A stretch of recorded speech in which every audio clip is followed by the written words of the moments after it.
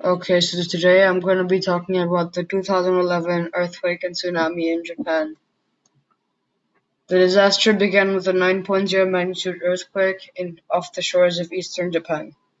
The earthquake was caused by a megathrust event where one of the plates thrusted upwards, causing intense seismic activity in the area. Tsunamis were up to 40 meters high in this case. Severity and impact. There were 15,891 deaths throughout the disaster caused by nuclear poisoning, landslides, tsunamis, intense flooding, and the earthquake itself.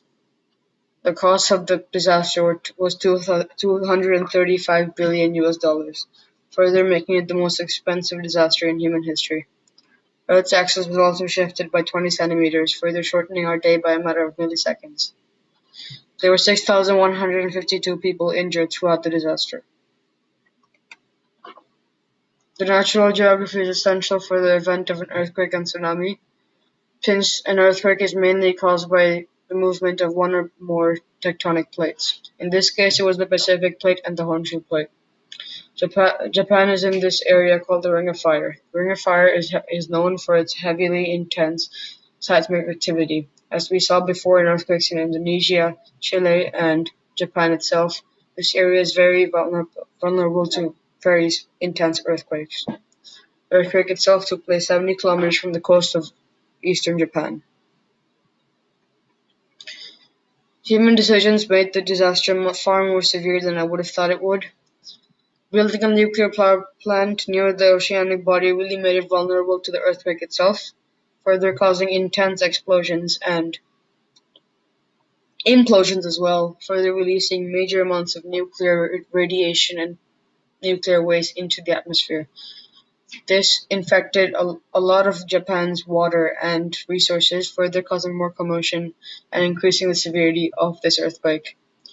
Oil refineries also caught fire in the shores of Tokyo.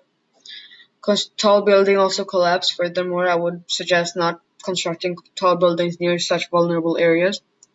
Urbanizing vulnerable areas such as the shorelines is very dangerous since the more you urbanize it, the severity will rise accordingly. So I would also suggest constructing levees up to 30 meters high. As you can see here, this levee, which is 2.5 meters high, is being overwhelmed by the water. I would also suggest increasing the efficiency and speed of alert systems, furthermore alerting citizens about the disaster earlier, further lowering the severity. Government responses should also be faster since they were extremely slow throughout the disaster. Global relationships should also be formed for foreign aid and other help during future disasters. Tsunami shelters and evacuation routes should also be put into consideration since they can help prevent more impacts to the population of Japan. Underground water storage is also recommended as compared to water dam.